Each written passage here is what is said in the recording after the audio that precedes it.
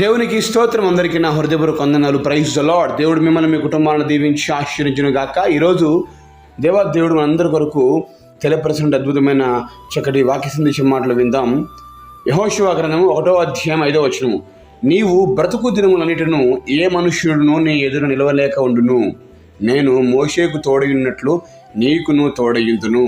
దేవునికి సమస్త మహిమ కలుగును గాక. ఈ గొప్ప వాగ్దానం మనందరి జీవితాల్లో నెరవేర్చబడును గాక. ఆమెన్. ప్రియదేవుని బిడ్డలారా, దేవుడు మనకు తెలియపరుస్తున్న విషయం ఏంటంటే, నీవు ఎన్ని దినాలైతే బ్రతుకుతావో ఆ బ్రతుకు దినములన్నిట ఏ మనుష్యుడు నీ ఎదుట నిలవలేక ఉండును. ఏ మనుషుడు అంటే ఏ మనుషుడు నీ ముందుకు రావడానికి కాదు, కానీ ఎంత నీ ముందు వచ్చేటువంటి మనుషులంటే శత్రువులు నీకు అపాయం కలిగించాలని ఎంతమంది వస్తారో వారు ఎవ్వరు కూడా నీ ముందు నిలవలేరు.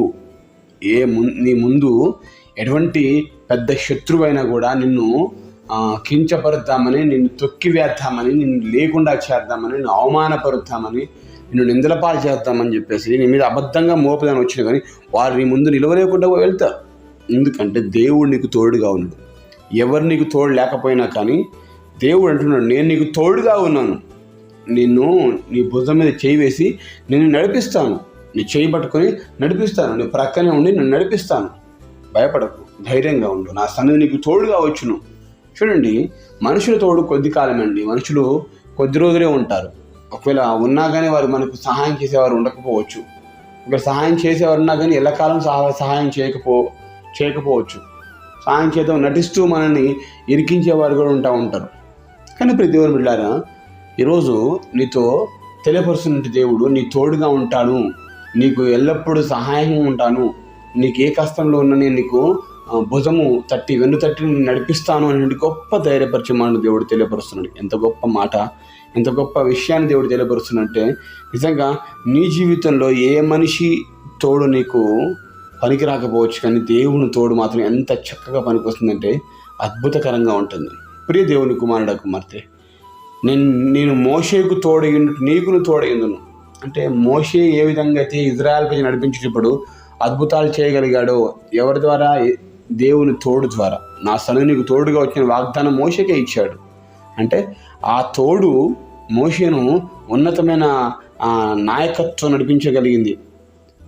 అన్ని లక్షల మంది ప్రజలు నడిపించగలిగిన శక్తి ఉంది. ఆయన బ్రతికే జన్మంటే ఏ మనుష్యుడు అనేది నిలవలేడు.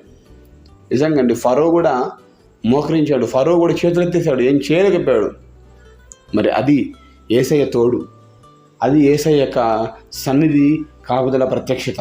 ఆయన మన తోడుగా ఉంటే ఎవరైనా నిలవలేదు మన ముందు. ఎంత పెద్ద కష్టమైన నిలవలేదు, ఎంత పెద్ద శోధన, ఎంత డబ్బున్న వాళ్ళైనా సైతమైన. మోషే అప్పటిదాకా ఏం చేసాడు? గొర్రెల కాపరిగా ఉండి వచ్చాడు.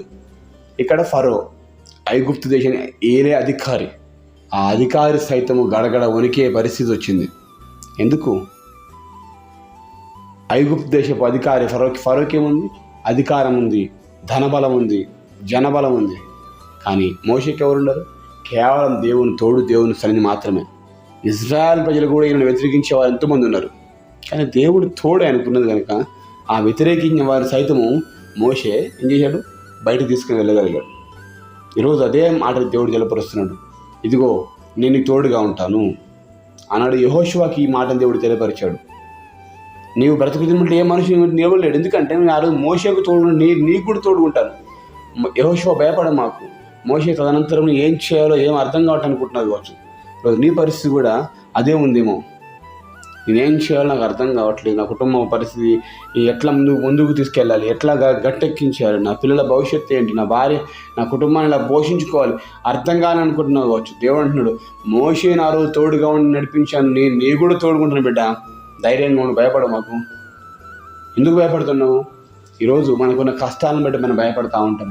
అనారోగ్యాలను బట్టి, ఆర్థిక ఇబ్బందులను బట్టి, సమస్యలను బట్టి, శత్రువులు మన మీదకి అనేక రకాల చెడ్డ మాటలు, అవమానాలు, నిందలు ఇట్లాంటివి వచ్చినప్పుడు మనం కృంకృషించిపోయి భయపడిపోతూ ఉంటాం. అట్లా ఏమాత్రం భయపడాల్సిన అవసరం లేదు. దేవాదేవుడు చెప్తున్నాడు, ఎవ్వరు నీకు తోడున్నా లేకపోయినా నేను నీకు తోడుగా ఉంటాను, తోడుగా ఉన్నాను, భయపడకు, ధైర్యంగా ఉండు, నా సన్నిధి నీకు తోడుగా వచ్చింది, నా పరిశుద్ధాత్మని నేను ఎదురుని తీసివేయను.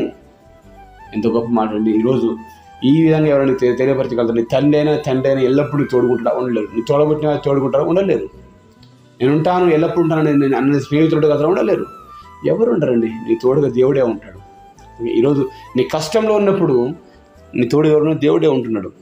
ఆ రోజు నీ దగ్గర అన్నీ ఉన్నప్పుడు అందరు ఉన్నారు, అన్నీ పోయాయి, ఒక్కడే అనాథగా ఉన్న పరిస్థితి ఏర్పడింది. ఇప్పుడు ఎవరినితో మాట్లాడాలని ఇష్టపడట్లేదు. కానీ ప్రతి బిడ్డ, యేసయ్య తోడు నిన్ను ఉన్నతమైన స్థానంలో తీసుకెళ్తుంది, ప్రగతి పదం నడిపిస్తుంది. కనుక ఈ గొప్ప వాగ్దానం నిజంగా ఈరోజు నీతోనే దేవుడు మాట్లాడుతున్నాడు. నిన్ను బలపరచడం కొరకు ఈ మాట దేవుడు తెలియపరుస్తున్నాడు. కనుక ఏమాత్రం సందేహింపక ఈ వాగ్దానం నా జీవితంలో నెరవేర్చబడుతుందని నమ్మకంతో ప్రార్థిస్తున్నాం. ప్రార్థన. మహాగణ పరిశుద్ధుడ, ప్రేమగల తండ్రి, వందనాలు, స్తోత్రం, అద్భుతకర, ఆశ్చర్యకర, ఆలోచనకర్త, బలవంతుడు దేవుడా, నిత్యలోకి సమానకర్త పరిశుద్ధులను గణపరుస్తున్నాం తండ్రి. ఈరోజు మీరు మాకు తెలియపరిచిన గొప్ప మాట చూస్తున్నాం. ఆనాడు యెహోషువ భయపడుతున్నప్పుడు మోషేకు తోడు నీవు తోడుగా ఉంటాడు, ఏ మనుషుని ఎదురు నిలబడేనని వాగ్దానం ఇచ్చావు. ఇదే మాటలు మాకు తెలియపరుస్తున్నావు ప్రభా. ఈనాడు మా ముందు ప్రభా తండ్రి ఉన్న ప్రతి శత్రువు, ప్రతి కష్టము ఏది మా ముందు నిలవబడకుండా వెళ్ళిపోవడానికి సహాయం చేయండి. వాగ్దానం మనం జీవితం నెరవేర్చి వేడుకుంటున్నాం ప్రభు. మా ముందున్న ప్రతి కష్టము, నష్టం, బాధ, బలహీనత, అనారోగ్యం, అప్పులు, అది ఏది మా ముందు నిలవకుండా అది శత్రువు పారిపోవును గాక ప్రభు. అతను ఉన్నారు కష్టంలో, నష్టంలో ఉన్నప్పుడు మీరు మాకు తోడుగా ఉండే దేవుడు. మనుషులు మా ఇద్దరు నుండి పారిపోవచ్చు, కానీ నీవైతే ఎల్లప్పుడూ మా తోడుగా ఉండి నేనున్నానని నడిపించే దేవుడు. కనుక ఈ గొప్ప వాగ్దానం బట్టి నా మనసు కనపరుస్తూ యేసు నామములో కృతజ్ఞతలతో అడివేడుకొని పొందుకుంటున్నాము తండ్రి. ఆమేన్.